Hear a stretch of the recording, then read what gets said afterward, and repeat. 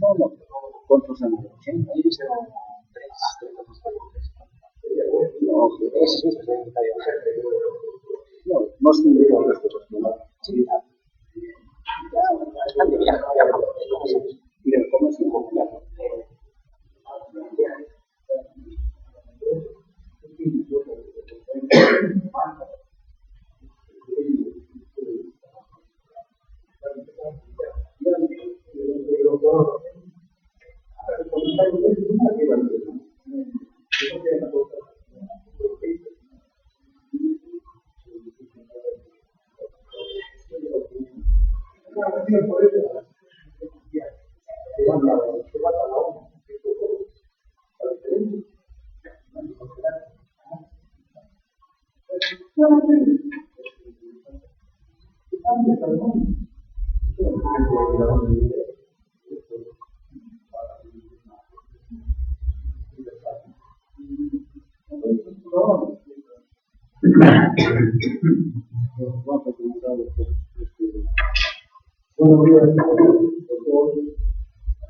Primeramente, le damos la bienvenida a nuestro pasado una vez más.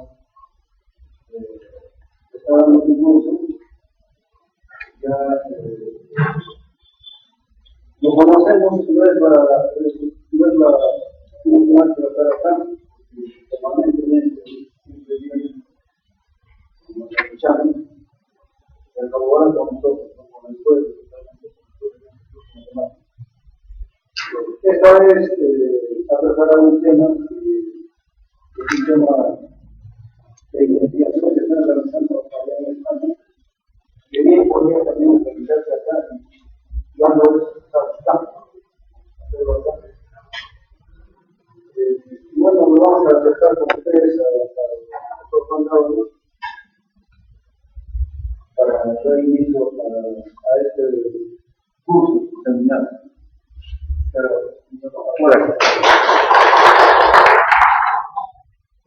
Esta vez les había elegido un tema como contaminación atmosférica del mercurio, ¿no? He preparado como una introducción a lo que nosotros actualmente estamos estudiando, ¿no? Sobre todo en la parte de los mecanismos moleculares, como físicos, como científicos, nos compete, digamos, científicos básicos, gente que hacemos ciencia básica, ¿no? Aquí colaboramos con gente que también hace tecnología, aplicación, etc. Entonces, curiosamente, hemos tenido campo, hemos tenido acceso para entrar en un tema muy, muy importante como es la contaminación atmosférica, ¿no? Entonces, rápidamente les hago una introducción. Yo trabajo en un centro que es como una universidad, un poco más que una universidad. ¿Por qué? Porque tiene todo el ámbito español. El país de España está troceado en 17 subpaíses, ¿no? Cada paísito tiene su propio parlamento, su propio presidente, es como 17 Perú metidos en un solo país, ¿no? Le falta solamente tener su propio ejército, todo eso, ¿no? Así es Europa, así funciona. Entonces, el CSIC, que es un acrónimo del Consejo Superior de Investigaciones Científicas, es uno solo en toda España, cosa curiosa. Solamente en España tenemos un rey, el CSIC y el ejército, nada más. El resto no, el resto está troceado, ¿no? Entonces, el CSIC en España es la mayor institución pública que se dedica a la investigación. Nosotros solo nos dedicamos a investigar. Nuestros alumnos son solo de investigación. Pueden ser de antegrado, pregrado, generalmente posgrado, ¿no? Entonces, a nivel europeo, ¿no? Es la tercera institución, después probablemente del CNRS francés, del Max Planck alemán, el CSIC, que es en importancia incluso dentro de Europa, pese a que España no es un país que tenga la envergadura de otros países, ¿no? Pero tanto en la producción científica como en muchas otras cosas, está bastante bien rankeado. Y a nivel mundial, en este tipo de organizaciones, nosotros estamos situados casi en la octava posición.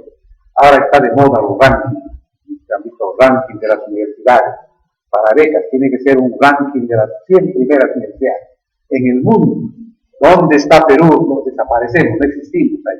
A nivel de Latinoamérica, también desaparecemos. Sudamérica, estamos sí, por ahí, 40, 50, 70, Copa Brasil, Argentina, Chile bastante. Chile nos lleva muchísimo. Entonces, dentro de Perú, incluso que sí, hay rankings tan establecidos. De manera justa, injusta, lo que quieran, pero está de moda esto, ¿no? Entonces, en ese contexto, nosotros, como institución, ¿no?, equivalente, estamos bastante bien situados, digamos, ¿no? Este es nuestro edificio central, ¿no? En este edificio, ¿no?, todo esto dependemos del Ministerio de Educación, Cultura y Deporte, ¿no? Y está formado por 123 centros que se llaman institutos, ¿no? Hay 160 unidades, ¿no?, más de 15.000 trabajadores. La plantilla lo formamos más de 3.000 científicos, ¿no?, y otros tantos 3.000 más o menos de doctores y científicos en formación, becarios, ¿no? Nuestro presupuesto anual más o menos de 650 millones de euros, de los cuales el 26% es de recursos propios.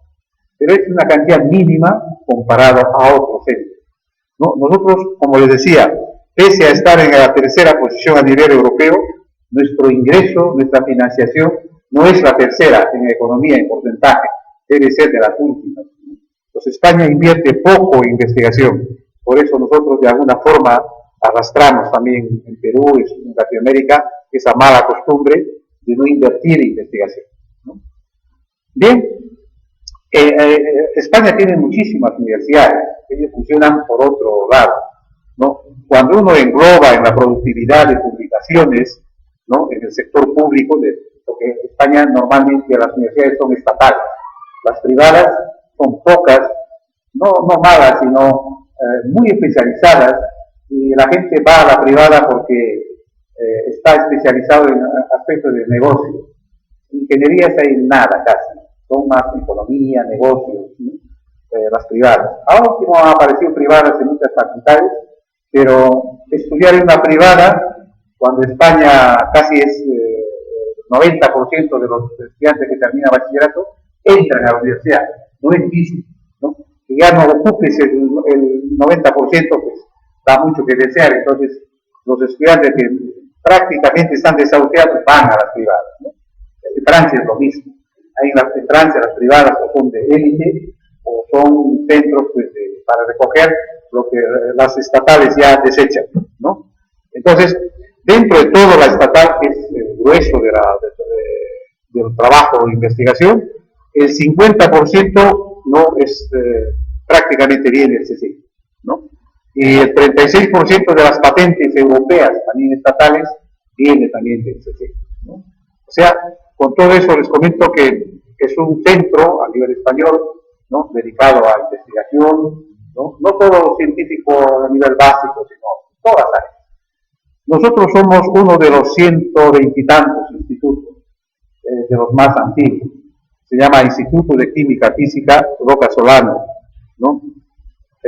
Está enfrente del pabellón central, digamos, ¿no? Porque es su página web. Esto fue creado en el año 46, ¿no?, después de la Guerra Civil Española. Antes tenía otro nombre, ¿no? Y es un edificio que después de la Segunda Guerra Mundial, ¿no?, o plena Segunda Guerra Mundial, fue financiado por la Fundación Rockefeller, ¿no? Entonces, a nosotros de momento no nos sacan de ahí, porque nos podían haber sacado para el extrarradio, está la moda sacar los centros de la parte central de Madrid, digamos, ¿no? No nos sacan porque tienen que pedir permiso a la Fundación Rockefeller, que es la dueña del edificio, digamos, ¿no? Y por eso nosotros tenemos la suerte de estar en una zona de embajadas, una zona la más cara de Madrid, ¿no? la mejor de las zonas, digamos. Tenemos 4 departamentos y es un instituto muy curioso, variopinto, tiene varias ramas, ¿no? en su seno. Hay un instituto, hay un departamento de cristalografía y biología estructural. Después el nuestro es de química atmosférica y clima. Está luego el de química física biológica. Está el de sistemas de baja dimensionalidad, que son superficies y materia condensada, estructura de materia, ¿no? Entonces, este es el departamento al que pertenezco, y cuando fui parte de la directiva del instituto, nosotros lo creamos ex profeso, ¿no? Porque llegó un grupo potente y acogimos a ese grupo, y entonces dentro del departamento hay 3 líneas o 3 subgrupos, digamos, bien marcados. Uno es energética, estructura, interacciones moleculares, al cual yo estoy adscrito. El otro es de fotólisis, cromatografía, ¿no? Y otro es de química atmosférica propiamente. Bien, ahí, ¿qué es lo que hacemos nosotros? ¿No? Nosotros básicamente estudiamos el rol que juega la química y obviamente la física, ¿no? En la composición atmosférica dentro del sistema climático terrestre. O sea, nos interesa la atmósfera, ¿no? Siempre con herramientas químico-físicas, ¿no? Y en particular, lo que nosotros vemos es qué impacto tienen los gases, pero gases en cantidades ridículas que se llaman trazas, y contaminantes, ¿no? En la calidad del aire, tanto local, se estudia cosas de Madrid, regional, cosas de España, de Europa, y también global, a nivel general de la Tierra, ¿no? Entonces, en ese aspecto, ¿no? Tenemos ahí el campo de la troposfera, ¿no? Nos interesa bastante la troposfera, ¿no? Pero también la estratosfera. Recuerden que en la estratosfera está la capa de ozono, y la capa de ozono es crucial para la vida en la Tierra.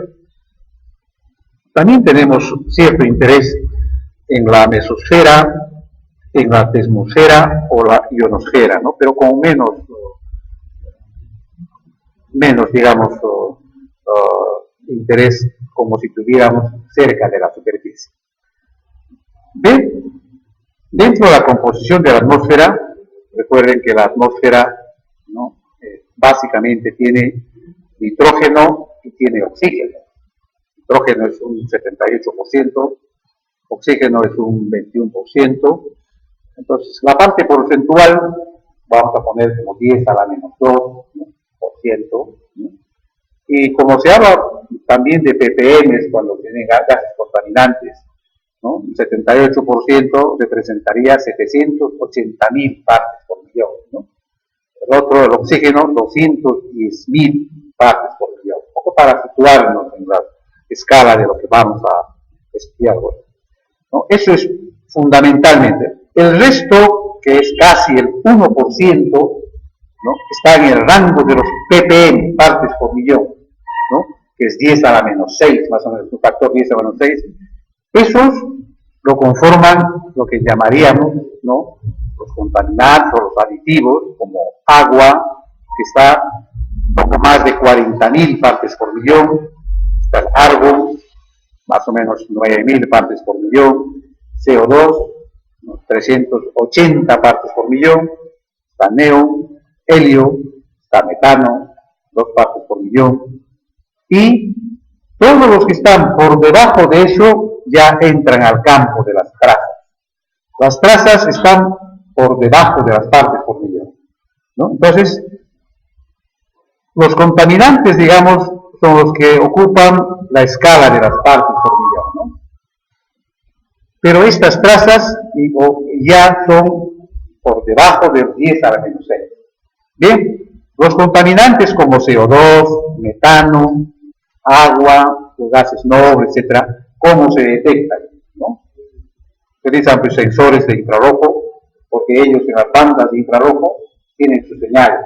Entonces, los equipos también son baratos, muchos municipios, no sé si aquí los tendrán, tienen detectores, registran a lo largo del día cuánto metano, cuánto CO2, incluso cuánto óxido de nitrógeno hay, como contaminante, ¿no? En sitios estratégicos, ¿no? No sé si aquí la municipalidad de Ayacucho tiene, debería tener. Parque Sucre, una pequeña estación, no es caro un sensor, no baratísimo. Eso, nada, es sencillo y los pueden monitorear, ¿no? Todas las ciudades europeas tienen monitorizado y en la calle, en la pantallita, pueden ver tanto CO2, tanto metano, tanto NO2, tanto ozono, tanto van registrando casi en el momento, ¿no? Entonces, para tener una idea de cómo va la contaminación, ¿no? Ahora en Lima también tiene, he visto algunas estaciones, ¿no? Bien, ahora en esta partecita ya de las trazas, ¿no? Que están por debajo de las partes por millón, incluiríamos, ¿no? A los óxidos de nitrógeno, están en límite más o menos, a los llamados BOX, ¿no? Son compuestos volátiles halogenados o carbonados, los CFS, los fluorados, estarían también el dióxido de azufre, el CO2, está el ozono troposférico, ¿no? No el de la capa, ¿no? De ozono. Está también el radical hidroxilo, el OH, ¿no? Están también el radical hidroperoxilo, el HO2, que no es agua. Está también el formaldehído, HCOH. Está también el jono, que es un ácido tipo nitroso, ¿no?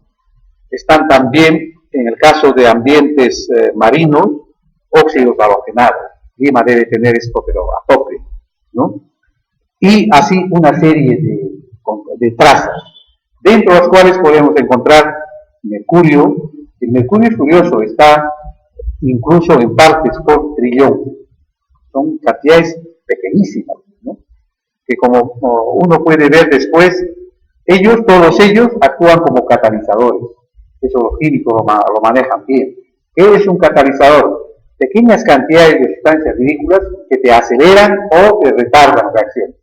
Y ellos no se modifican, ¿no? Cuando tienen que hacer reacciones en gran escala, ¿no? En química industrial, utilizan catalizadores, ¿no? Aditivos en muy pequeñas cantidades que aceleran las reacciones o te retardan las reacciones. Ese es el papel de los catalizadores. Y en nuestro caso, en toda la atmósfera, en toda su naturaleza química oxidativa, ¿no? Estas pequeñas cantidades que viven muy poco además, ¿no? Te gobiernan el tipo de reacción que va a hacer, ¿no? No es tanto el contaminante como metano, CO2, que efectivamente tienen efectos fuertes, como pueden ser efectos de invernadero, etc., sino los que te gobiernan la velocidad de las reacciones son estas trazas que están muy debajo de los partes por millón, ¿no? Entonces, estos están partes por billón, 10 a la menos 9, o partes por trillón, 10 a la menos 12. En un ambiente tan grande, de varios millones, no billones de moléculas, solo uno o dos de este tipo tenemos. Y es suficiente para que todos esos billones de moléculas puedan encauzar una determinada reacción. Bien, entonces, la característica de estas especies, a pesar de estar en cantidades ridículas, es que son extremadamente reactivas. Muchos de ellos son radicales. ¿Qué es un radical? Un radical es una molécula normal, habitual, que le han arrancado un electrón y el tipo está sin un electrón. Entonces tiene un defecto muy grande y él quiere buscar ese electrón como dé lugar, por eso es reactivo. Pues normalmente tiene enlaces, ¿no? Libres, con electrones libres, ávidos de poder neutralizarse o ávidos de poder cumplir y llenar su orbital, ¿no? De Pauli. Recuerden cuando uno llena los orbitales de Pauli, ¿no? Cuando tienes un solo electrón puede caber el otro para poder tener el estado fundamental, ¿no? En todo orden de cosas. Entonces, esos son los radicales, ¿no? Tienen un electrón que está ocupando su orbital y entonces, vea lo que vea, él va a reaccionar fulminantemente. Entonces, ahora, ¿cómo se detectan estos? Aquí hay un problema, ¿no? Ya normalmente, excepto quizás el NO2, para tener medidas precisas, uno requiere de técnicas espectrométricas, ¿no? Ópticas, espectrometría de masas, ya no es fácil, ¿no? Ya una municipalidad, eso ya no puede poner, los tiene, en los países nórdicos los ponen, ¿no? Tienen mucho dinero y ponen ese tipo de espectrómetros, ¿no? Pero normalmente ya son de laboratorio, hay que tener estaciones propias. Bien, ¿cuáles son las fuentes de emisión de los gases contaminantes? Los podemos agrupar en dos partes principales. Las antropogénicas, ¿no? Las generadas por la actividad humana, por el hombre, y las fuentes naturales, que son inevitables, ¿no? Porque eso no lo podemos evitar. ¿Ven? Dentro de las antropogénicas, pues todo lo que es la parte industrial, ¿no? Las emisiones, ¿no? De gases, de consumo humano y el parque automotor, ¿no? Toda la contaminación gruesa urbana es debido al carro, ¿no? Entonces, ahora, dentro de las fuentes naturales, están los volcanes, por ejemplo. Perú, en la parte del sur, tiene una actividad volcánica intensa. Asia, la zona de Hawái, ¿no? Esos son emisores de millones y millones de toneladas de gases que podemos llamar contaminantes, ¿no? También está el mar, ¿no? El Perú en particular tiene una fauna marina y una flora marina muy rica. Por algo somos uno de los primeros productores mundiales de pescado, de harina de pescado, etc. Porque hay una fauna y flora enormes, ¿no? Son emisores grandes de especies halogenadas. Y esas especies halogenadas, claro, van a la atmósfera, pero siempre han ido desde que se han creado la Tierra, ¿no? Y lo curioso es que ellos han establecido un equilibrio, ¿no? Ese equilibrio se rompe cuando aparecen las actividades, por ejemplo, humanas, ¿no? Entonces ahí va el problema, digamos, de nuestro planeta. También están los incendios, pueden ser naturales, pueden ser artificiales, creados por el propio hombre, ¿no? Y esto hace que la atmósfera no sea solamente un cuadro fijo, es un cuadro cambiante, ¿no? Y a lo largo de todo el tiempo. Entonces, esta atmósfera cambiante, ¿no? Está sujeta, pues, a la emisión de gases y partículas contaminantes y los productos secundarios que producen, ¿no? Procesos de oxidación. Pues todo esto hace que la naturaleza oxidante de la atmósfera influya en la calidad de la vida. Y esto da lugar también a la aparición de documentos sensacionalistas, de catástrofes, etc. Y en parte también tiene razón, ¿no? En la tele, nosotros en la televisión vemos noticias de muchas catástrofes, pero eso ha ocurrido a lo largo de la historia nuestra. Pero ahora, si hay un estudio serio que evalúa, dice, ahora tenemos más catástrofes que hace 100 años, que hace 200 años, claro, eso también está por ver, ¿no? Yo no digo que no exista, existe, pero siempre han existido. Una cosa es que digan, bueno, hace 1000 años no había esto en Ayacucho y ahora recién lo hay. Entonces, es una cosa rara que podría ser, digamos, ¿no? Entonces, eso no tenemos de momento. Entonces, eso nos obliga a que hagamos un estudio sistemático, utilizando técnicas experimentales, técnicas de modelización, ¿no? ¿Para qué? Para poder decir, primero, cómo es nuestra atmósfera. Segundo, con esos parámetros de inyección, esos parámetros de contorno, nosotros cómo podemos predecir, ¿no? La evolución de nuestra atmósfera, ¿no? Eso sí podemos hacerlo, ¿no? Entonces, pero es importante disponer de herramientas experimentales, herramientas teóricas también, para poder modelizar, para poder ver un cuadro, ¿no? Realista de la situación, ¿no? Entonces, como todo problema de contorno, si uno conoce bien las posiciones de contorno y conoce bien los mecanismos por los cuales uno está estudiando, por ejemplo, la atmósfera, es capaz de predecir, ¿no? ¿Con qué fiabilidad podemos decir que nuestra atmósfera en 1, 2, 5, 10, 20, 50 o 100 años, si las condiciones de contorno no cambian o aumentan o disminuyen, va a ocurrir en nuestra atmósfera? ¿Bien? Esto hace que podamos estimar con bastante fiabilidad el grado de cambio climático que prevé ya un calentamiento global, ¿no? Esto casi es una realidad, ¿no? Todavía tiene flecos de discusión, ¿no? Pero ya prácticamente hay evidencias, ¿no?, que confirman el efecto del cambio climático. Bien, entonces la transformación de la atmósfera se refiere más a su carácter oxidante. Eso es lo que tipifica, digamos, en nuestra atmósfera, ¿no?, la naturaleza oxidante de la misma. Entonces, ¿qué es lo que hace que nuestra atmósfera sea o tenga ese carácter oxidante?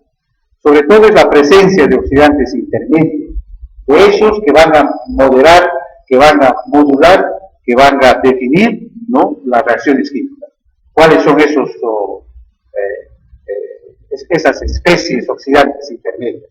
Está el OH, que es el radical oxidrilo, está el ozono, están los óxidos de nitrógeno, NOE, que pongo porque se refiere tanto al monóxido de nitrógeno como al dióxido de nitrógeno, básicamente, ¿no? Entonces, por ejemplo, tenemos el NO2, el dióxido de nitrógeno, es un gas tóxico. Esto en las ciudades pues se ve bastante bien, ¿no? Entonces, este NO2, ¿no?, cuando hay luz, ¿no?, va a fotonizar. Fotonizar absorbe energía de la luz, de la radiación solar, parte de esa luz y se va a romper. Se va a romper formando el NO, el monóxido de nitrógeno en gas, y el oxígeno atómico. Eso va a liberar la fotólisis. ¿Bien? Entonces, este oxígeno atómico es extremadamente reactivo, ¿no? Va a encontrar a su paso, obviamente, al oxígeno molecular, ¿no? Y esto va a formar ozono. Ozono es cuando uno huele algo cuando cae una especie de rayo o un par que ha hecho un chispazo, ese olor a chispa, ese es el ozono, ¿no?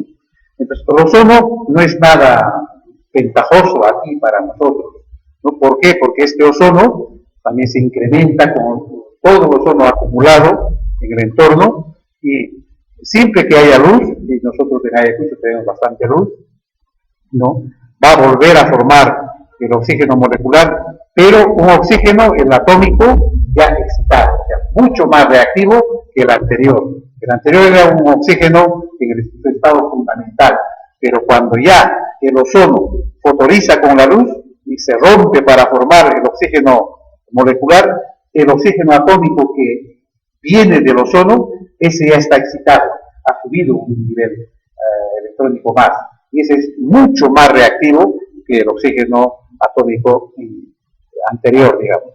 Este fulminantemente reacciona con el agua, ¿no?, de la humedad, ¿no? Y entonces, ¿qué va a formar? Dos moléculas de OH, dos especies, dos radicales de OH.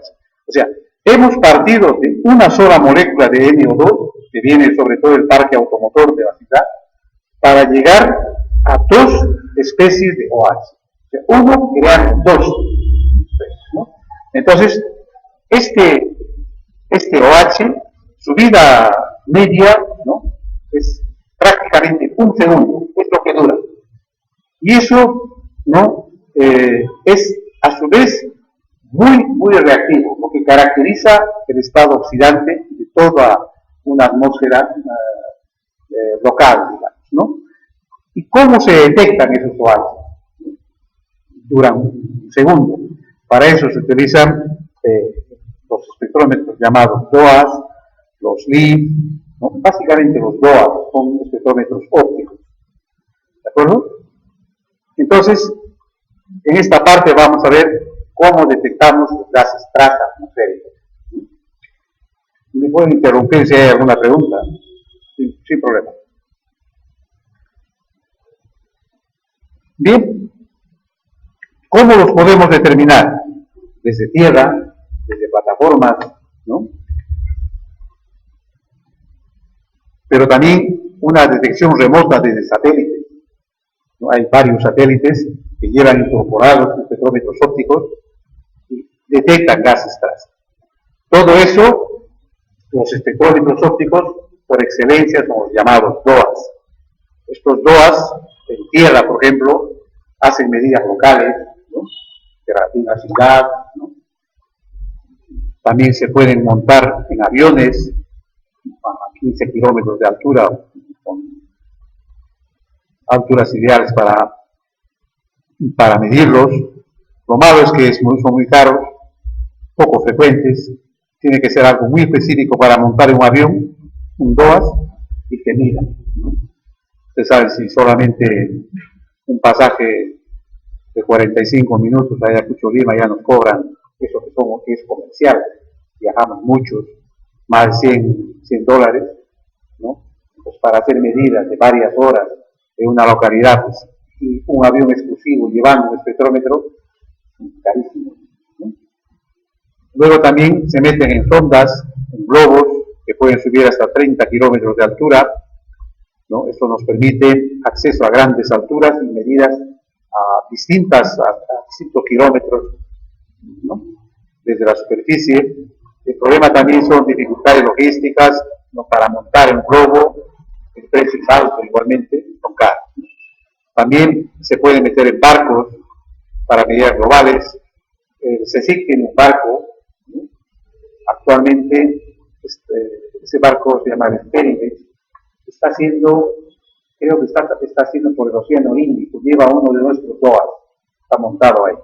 Tenemos otro DOAS en un barco coreano que debe estar yendo hacia el Polo Norte, ¿no? Entonces son ciertos barcos de investigación donde colaboramos con esos grupos.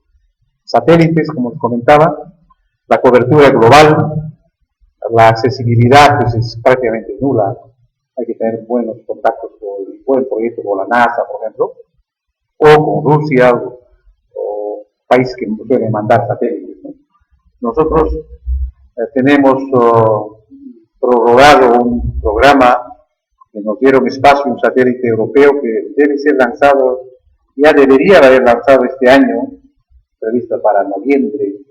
En las Guayanas hay un satélite europeo donde nuestro grupo va a meter un espectrómetro ahí.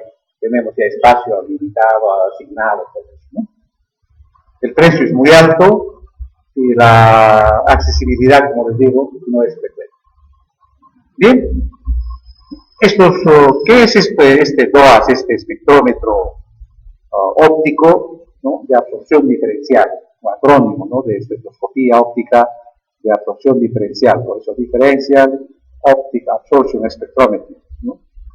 Es una herramienta muy importante que permite detectar contaminantes atmosféricos, sobre todo gases traza, cuya concentración está pues, en el orden de los partes por billón y partes por trillón, ¿no? Entonces, su fundamento es muy sencillo, simplemente está basado en la absorción de luz en el rango ultravioleta visible, ¿no?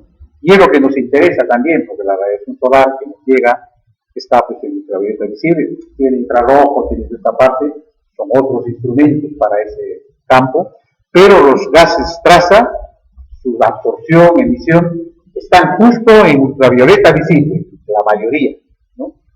En cambio, los otros gases abundantes, CO2, infrarrojo, ¿sí? Y el fundamento es la modesta ley de Beer-Lambert, ¿no?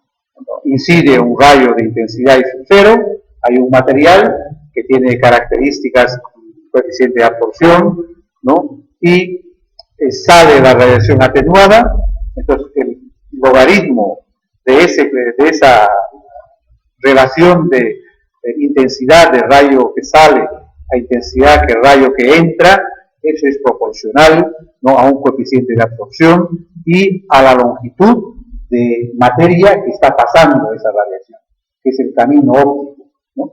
Entonces, esa es la modesta ley que gobierna todo esto, este instrumento DOAS. ¿Bien?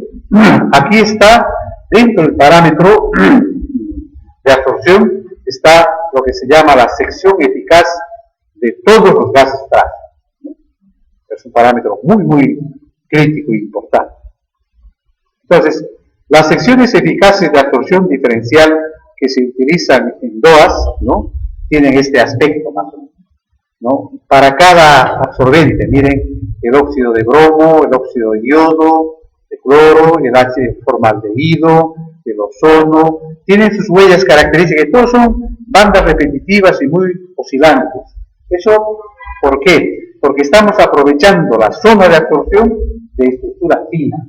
La condición de nuestras especies es que en esos rangos ultravioleta visible tienen estructura fina, de modo que la absorción tiene que ser con esos piquitos, una serie de conglomerados, ¿no? Para que les identifique a cada especie como una huella digital, ¿no? Ese es su parámetro de absorción diferencial o de sección eficaz diferencial, ¿no? Cada contaminante tiene en cierta región un espectro característico, típico, una sección eficaz típica, su huella, efectivamente como una huella. Esto es lo que nos permite identificar y cuantificar. O sea, si el espectrómetro detecta, por ejemplo, el óxido de bromo, ¿no?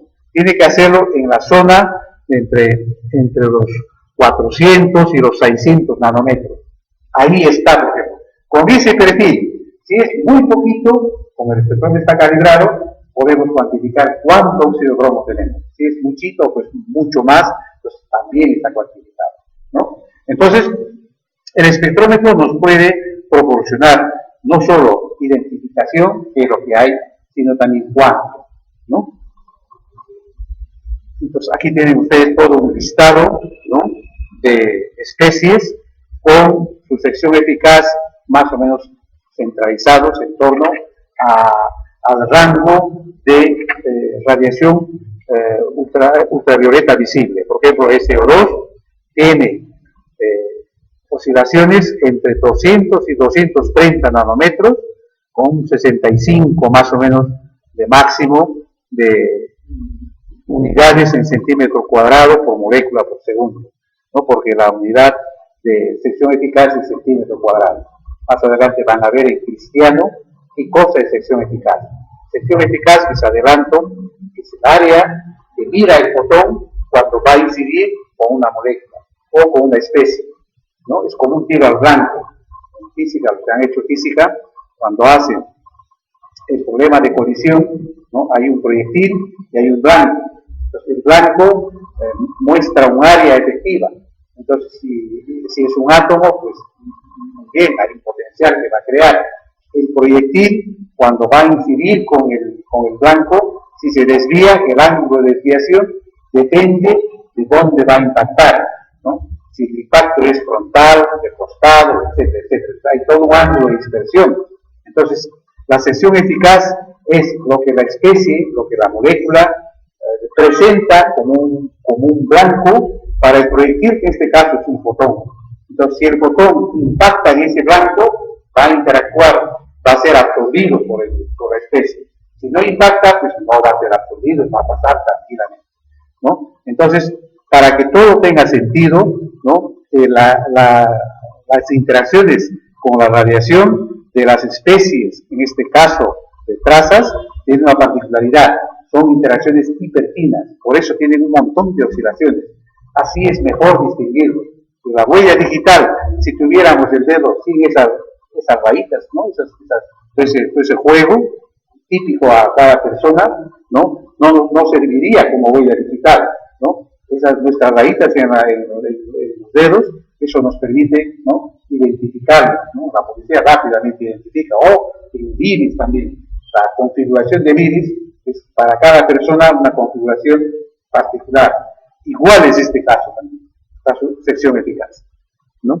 Por ejemplo, el ozono tiene una banda, ¿no?, entre 300 y 330 nanómetros, ¿no? El benceno, el tolueno, el fenol, el cresol, ¿no?, también el NO2 entre 330 y 500 nanómetros. Todos tienen su huella característica. Como están bien tabulados, eso permite para poder identificar. Hay dos grupos de DOAs. Uno, el rompan DOAs, permanente, ¿no? Tiene una lámpara, ahora les voy a mostrar una lámpara que sirve como fuente. Está instalado en el campus del CSIC, en Madrid. Es un telescopio de Newton, básicamente, ¿no? Este está montado en un 6º piso, un edificio enfrente del Instituto Rocasolano. Es un edificio de medio ambiente, del Instituto Medioambiental, ¿no? Ahí se instaló, ¿no?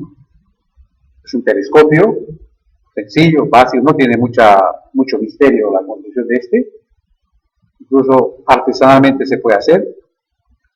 Tiene una lámpara de xenón, ¿no? Como fuente de luz, está incorporado allí, y claro, tiene que ir a un sitio.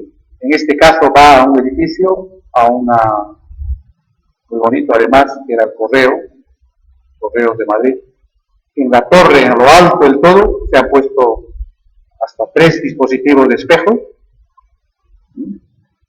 y todo eso está casi a 2.400 metros de recorrido, desde la 6ª planta hasta donde están los espejos, 2,5 kilómetros lo que separa la distancia.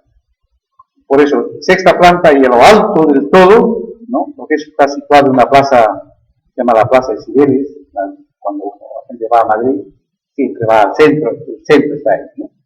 Entonces, está la sede además de la Municipalidad de Madrid, ¿no? Entonces, el rayo que recorre libre, recorre 2.400 metros en la ida. Llega al espejo, vuelve, ¿no? Bueno, a la ida, claro, va a encontrar un montón de especies de las trazas, ¿no? Encontrará NO2, NO, el HONO, óxidos de halógeno si hubiera, formaldehídos, etc. En su camino va a encontrar un montón de cosas, pero está recorriendo casi 2,5 kilómetros, ¿no? Pero va a volver, y a la vuelta hace otros 2,5 kilómetros. De su camino óptico son 5 kilómetros. En 5 kilómetros va a detectar todo eso, ¿no? El otro son multi-axis DOAS, portátil, ¿no? Max DOAS. Este está situado también en la azotea de esa 6ª planta. Tenemos varios de estos. ¿Cuál es la particularidad? La fuente ya no es la lámpara de xenón, la fuente es directamente la luz solar, ¿no? Entonces, la luz solar dispersa, claro, dispersa en las múltiples direcciones por encima del horizonte, ¿no? Eso es lo que va a dar una información espacial. El Sol, ¿no? Sufre múltiples reflexiones, ¿no? El camino óptico, ¿no? Desde que viene el Sol, la atmósfera, todo lo que recorre la atmósfera es grande. O sea, es un espectrómetro con varios kilómetros de camino óptico, mucho más que Don Pandoa.